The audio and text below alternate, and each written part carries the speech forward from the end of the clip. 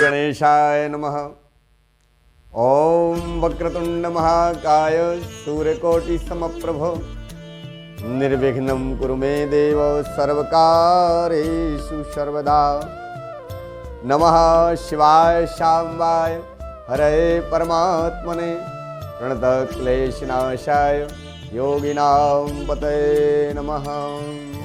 बोलिए गजानन भगवान की जय, शाम सदाशिव भगवान की जय। अखिल कोटि ब्रह्मांड नायक पार ब्रह्म परमात्मा भगवान शाम सदाशिव के श्री चरणों में कोटि से प्रणाम करते हुए, दंडवत प्रणाम करते हुए, कथा रस के महानुभाव सज्जन वृंद, देवियों, आपको विदित है इस चैनल के माध्यम से हम शास्त्रों और पुराणों के उन विषयों पर चर्चा करते हैं जिस पर चर्चा कम होती है। पिछली वीडियो में आपने सुना भगवान परशुराम जी का प्रसंग। आज की इस कथा में हम एक दिव्य प्रसंग पर चर्चा करेंगे। श्रीमद् देवी भागवत में एक प्रसंग आता है। भगवान विष्णु के द्वारा लक्ष्मी जी को घोड़ी होने का श्राप दिया जाता है। आश्चर्य हुआ, स्वाभाविक ही, क्योंकि इस प्रकार के प्रसंग जो है शास्त्रों में अनेकानेक प्रसंग हैं जिनको श्रवण करने से जीवन धन्य होता है, परंतु वो प्रसंग हमारे बीच में आ नहीं पाते। और सज्जनों, हम उन्हीं प्रसंगों पर चर्चा करते हैं जो कथाओं में सुना ही नहीं जाता। मैं आपका आचार्य पंडित हरिओम शास्त्री। कृपया आप इस चैनल के माध्यम से जुड़े रहिए और ये धर्म प्रचार के लिए हमारा सहयोग कीजिए। एक छोटा सा आग्रह है, चैनल को सब्सक्राइब, लाइक और शेयर कीजिए।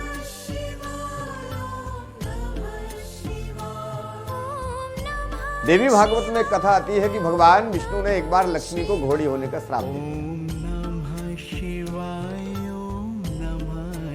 व्यास नारायण भगवान जन्मेजय से कह रहे हैं, हे राजन, जब भगवान विष्णु ने लक्ष्मी को घोड़ी होने का श्राप दे दिया तो लक्ष्मी को अपार कष्ट हुआ, परंतु कष्ट सहन करते हुए भी वह अपने पति के आज्ञा को और श्राप को शिरोधार्य करके श्री चरणों में प्रणाम करके और मृत्युलोक में आ गई। और मृत्युलोक में आकर के तमुषा और यमुना नदी के किनारे पर सुपर्णाक्ष नामक स्थान पर, जहां पर पूर्व समय में सूर्य की पत्नी संज्ञा ने तपस्या की थी, उसी स्थान पर घोड़ी बन करके और तपस्या करने लगी। और तपस्या में वो भगवान शूलपाणेश्वर भगवान श्याम श्री शिव शंकर का, जिनके 3 नेत्र हैं, जिनके महाराज गले में मुंडों की माला है, जो त्रिनेत्रधारी भगवान गंगा को धारण करते हैं, जो नंदी पर सवार होकर के कर्पूर गौर के समान सुंदर वर्ण जिनका है, कृपालु दयालु कृपा सिंधु दया निधान भगवान शंकर को निरंतर भजने लगे। सज्जनों, भगवती लक्ष्मी जिनके बारे में कहा गया है, यद्यपि ये संसार ही भगवान लक्ष्मी नारायण की संतान है, परंतु पुराणों में एक प्रसंग आता है कि लक्ष्मी जी के संतति का वर्णन नहीं हुआ है। तो इस कथा में लक्ष्मी जी के पुत्र रूप की कथा भी आप सुनिए। लक्ष्मी जी को कौन से पुत्र का जन्म हुआ? तो भगवती लक्ष्मी तपस्या कर रही हैं और उनकी तपस्या से संतुष्ट होकर भगवान शंकर माता पार्वती के साथ नंदी पर विराजमान होकर के उस क्षेत्र में आए। गंगाधारी भगवान शिव शंकर को सामने देख करके मां लक्ष्मी गदगद हो गई, प्रसन्न होकर के स्तुति करने लगी। हे नाथ, हे भोलेनाथ, आपके श्री चरणों में मेरा कोटि दंडवत प्रणाम। शिव जी ने कहा, हे देवी, स्त्री के लिए पति धर्मः, पति स्वर्गः, पति ही परमं तपः, पति प्रीतिमापन्ने प्रियन्ते सर्व देवता। पति ही स्वर्ग है, पति ही धर्म है, और पति के प्रसन्न हो जाने पर तीनों लोकों में 33 करोड़ देवता संतुष्ट और प्रसन्न हो जाते हैं।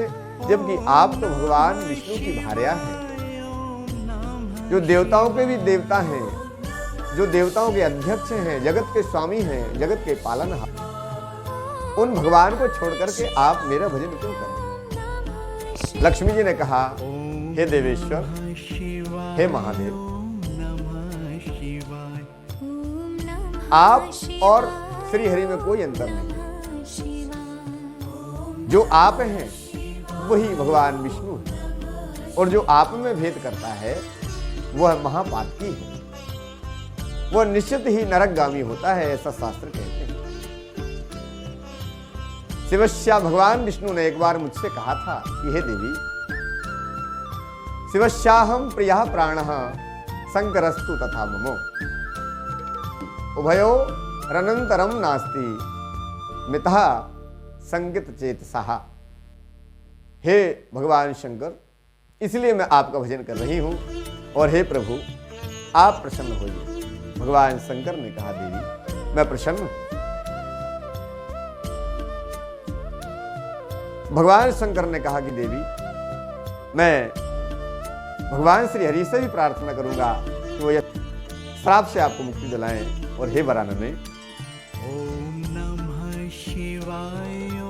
इस समय आप घोड़ी के रूप में, अश्व रूप में विचरण कर रही हैं, तपस्या कर रही हैं, तो भगवान श्री हरि से भी प्रार्थना करेंगे कि वह भी अश्व रूप में आकर के आपके मनोरथ को पूर्ण करें। ऐसा वरदान देकर और भगवान शिव पार्वती सहित अंतर्ध्यान हो। शाम में सदाशिव भगवान की, भगवान भोलेनाथ, श्री विश्वनाथ, नीलकंठ कैलाश पर पहुंचे, और कैलाश पर पहुंचते ही अपने एक सेवक चित्ररूप को आदेश दिया, हे चित्ररूप, आप यथाशीघ्र जाओ और भगवान विष्णु को मेरा यह संदेश सुनाओ। चित्ररूप ने कहा, जो आज्ञा।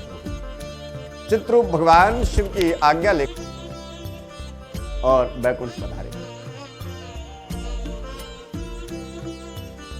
चित्ररूप भगवान शिव की आज्ञा से बैकुंठ पधारे। बैकुंठ का तो परमानंद है, जहां भगवान श्री हरि विराजमान है, त्रिलोक के पालनहार जहां रहते हैं। द्वार पर जय और विजय से भेंट हुई। चित्ररूप ने कहा कि हे द्वारपालो, हे जय विजय, मैं भगवान शिव का सेवक, भगवान श्री हरि विष्णु के दर्शन करने की आज्ञा चाहता हूं।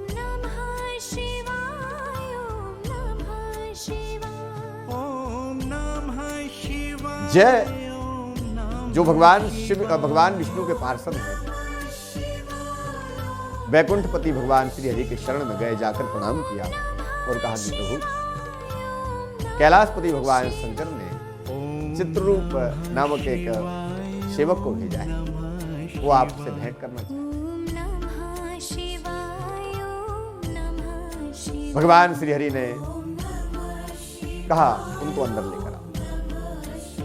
चित्ररूप अंदर आए हैं और भगवान के श्री चरणों में साष्टांग दंडवत प्रणाम किया। भगवान श्री हरि ने कहा कि हे चित्ररूप, आपका आगमन कैसे हुआ? तो चित्ररूप ने हाथ जोड़े, प्रार्थना करते हुए कहा, हे नाथ, हमारे स्वामी भोलेनाथ ने आपके लिए एक संदेश भेजा है, बताइए भोलेनाथ ने क्या आदेश दिया है मेरे लिए?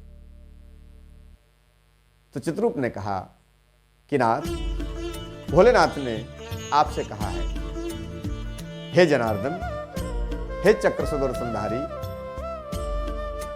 हे जगत पालनहार, आप तो दया सिंधु हैं, करुणा सागर हैं, सामान्य से सामान्य पुरुष की स्त्री भी यदि दुख में रहती है, संकट में रहती है, कष्ट में रहती है, तो उस पुरुष को धिक्कार है, उसके जीवन को धिक्कार है।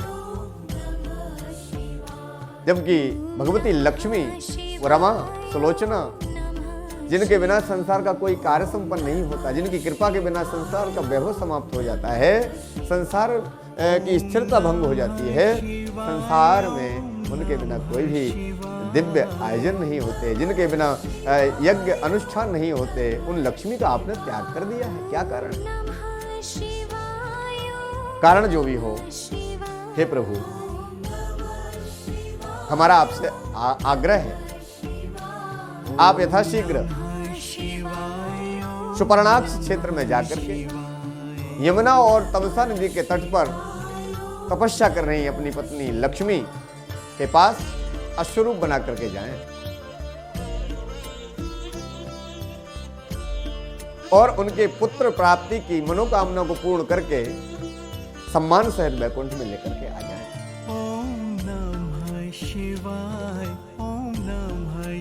भगवान विश्वनाथ के आदेश को पाकर के भगवान श्री हरि ने कहा, हे नाथ, ऐसा ही होगा। भगवान श्री हरि ने चित्रकेतु को कैलाश जाने का आदेश दे दिया और स्वयं उसी समय सुंदर अश्वरूप बनाया और अश्वरूप बना करके यमुना जी के और तमसा जी के पावन तट पर, जहां पर भगवती रमा, पद्माना भगवती लक्ष्मी तपस्या कर रही थी, उस पावन क्षेत्र में पहुंचे।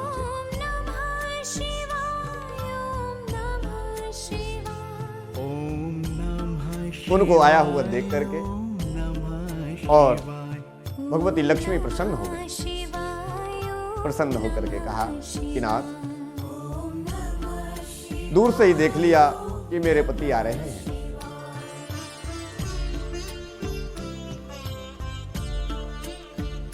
भगवान श्री हरि को सामने से आया हुआ देख करके भगवती लक्ष्मी गदगद हो गई।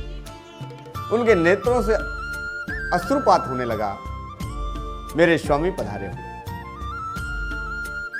और उसी समय यमुना और तमसा के पावन तट पर भगवान श्री हरि और लक्ष्मी का पावन मिलन हुआ और भगवती लक्ष्मी सगर्भा हुई और उन्होंने एक पुत्र को जन्म दिया।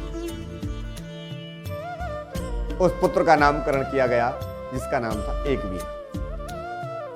एकवीर।